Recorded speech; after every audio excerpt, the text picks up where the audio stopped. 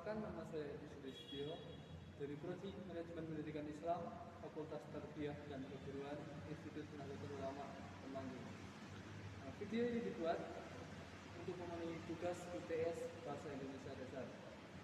Pada kesempatan kali ini, saya ingin sedikit memaparkan materi mengenai ciri-ciri teks akademik. Adapun materinya sebagai berikut. Oke. Sebelum masuk ke materi ciri-ciri teks akademik, sebelumnya kita terlebih dahulu mengulas mengenai teks akademik. Apa itu teks akademik? Teks akademik atau yang sering juga disebut teks ilmiah adalah tulisan yang diperoleh dari pengamatan, peninjauan, penelitian dalam bidang tertentu dan disusun menurut metode tertentu dan dapat dipertanggungjawabkan. Adapun materi yang akan kita bahas kali ini yaitu mengenai tentang karakteristik atau ciri-ciri teks akademik. Yang pertama, teks akademik itu biasanya sederhana dalam struktur kalimat. Kesederhanaan struktur teks akademik terlihat dari penggunaan kalimat simpleks. Adapun kalimat simpleks itu adalah kalimat yang hanya mengandung satu aksi atau peristiwa. Contoh, seorang guru menentukan bahan ajar dengan buku teks. Nah, pada kalimat itu hanya ada satu aksi atau peristiwa, yaitu seorang guru menentukan bahan ajar dengan buku teks. Oke, masuk ke ciri-ciri yang kedua. Ciri-ciri yang kedua, padat informasi. Kepadatan informasi pada teks akademik dapat dijelaskan pada dua sisi, yaitu melalui kalimat simpleks dan kalimat nominalisasi. Untuk kalimat simpleks tadi sudah dijelaskan, dan kalimat nominalisasi adalah upaya pembendaan dari misalnya proses, kondisi, dan logika. Untuk ciri-ciri yang ketiga, padat kata leksikal. Teks akademik lebih banyak mengandung kata leksikal atau kata isi daripada kata struktural. Semakin ilmiah suatu teks, semakin besar pula kandungan kata-kata leksikalnya. Kepadatan leksikal juga dapat dilihat dari kelompok nomina yang terbentuk dari rangkaian dua kata leksikal atau lebih, tanpa disisipi oleh kata struktural apapun. Untuk ciri-ciri yang keempat, banyak memanfaatkan nominalisasi. Nominalisasi pada teks akademik ditujukan untuk mengungkapkan pengetahuan dengan lebih ringkas dan padat. Sebagai upaya pembendaan, nominalisasi ditempuh dengan mengubah leksis non-benda menjadi leksis benda.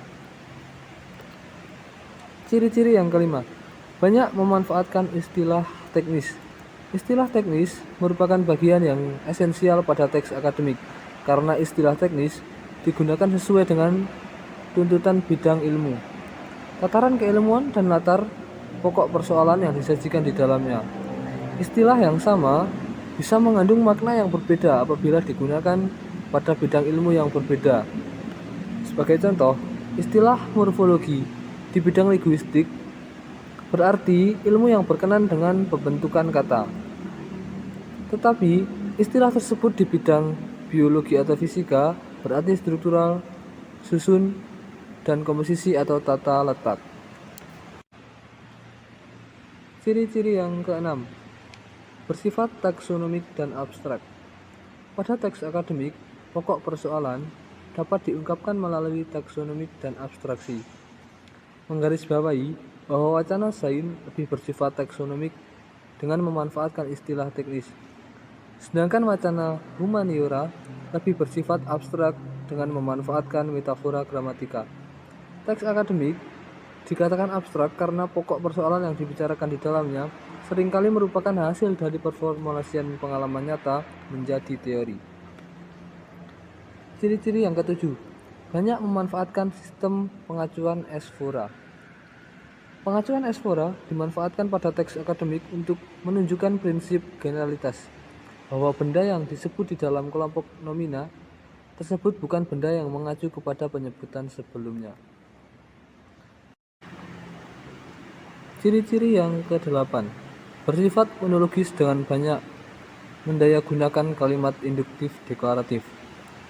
Sifat monologis pada teks akademik mengandung arti bahwa teks memberikan informasi kepada pembaca dalam satu arah. Untuk memenuhi sifat monologis tersebut, teks akademik mendayagunakan kalimat indikatif deklaratif yang berfungsi sebagai proporsi dan memberi.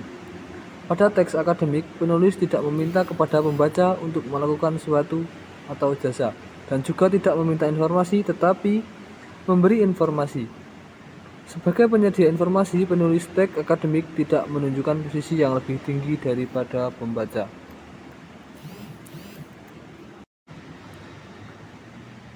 Untuk ciri-ciri yang ke-9 atau yang terakhir, tergolong ke dalam genre faktual.